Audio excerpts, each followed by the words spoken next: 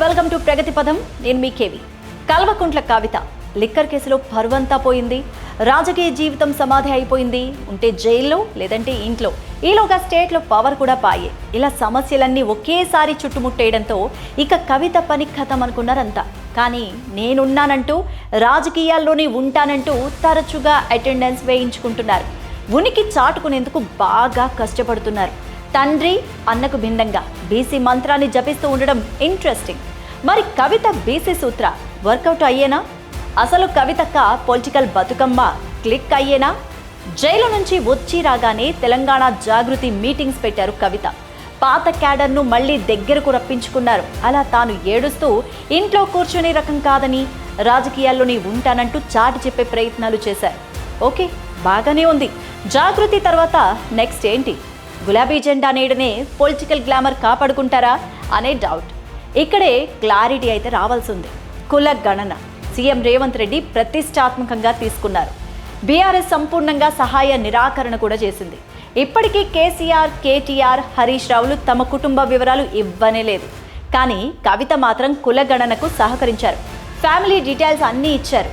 అదిగో చూడండి, కవితను చూసేనా నేర్చుకోండి అంటూ ఆనాడు కాంగ్రెస్ పార్టీ కేసీఆర్ అండ్ కోను గట్టిగానే కార్నర్ చేసింది. అదే టైంలో కవిత గులాబీ కూటి నుంచి సైడ్ అవుతున్నారనే ప్రచారము సాగింది. వరుస పరిణామాలు చూస్తుంటే ఆ సందేహం నిజమే అనిపిస్తుంది. అయితే ఇటీవల తరచూ ప్రెస్ మీట్స్ పెడుతున్నారు కవిత.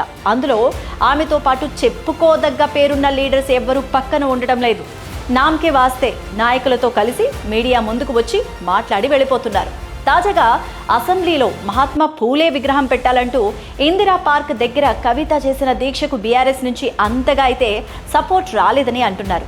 కేసీఆర్ కూతురు కవిత చేపట్టిన దీక్షకు ఆ పార్టీ ప్రముఖ లీడర్స్ ఎవరూ రాకపోవడం రాజకీయ గుసగుసలకు ఛాన్స్ ఇస్తోంది. ఇక సొంత ఎజెండాతో కవిత సొంతంగా ఎదగాల్ని చూస్తున్నారా? పార్టీ సపోర్ట్ లేకుండా అది సాధ్యమేనా? కేటీఆర్, హరీష్ రావులదే ఆధిపత్యమంతా అని కవిత గుస్సా అవుతున్నారా? లేదంటే కవితకు మళ్ళీ పెత్తనం దక్కకుండా ఇంట్లోనే వాళ్ళు చెక్ పెడుతున్నారా? ఇలా రకరకాల టాక్స్. కవిత బీసీ వాయిస్ ఎత్తుకోవడమే విచిత్రంగా ఉందంటున్నారు.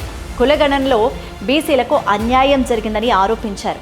కవిత ఏమైనా బీసీనా అంటూ ఆమెపై విమర్శలు కూడా వచ్చాయి. అయినా తగ్గట్లే. బీసీల జాతిపిత లాంటి పూలే విగ్రహ ఏర్పాటు కోసం పట్టుబడుతూ బీసీ నేతగా ఎదగాలని ఈ ఓసీ లీడర్ భ్రమపడుతున్నారా?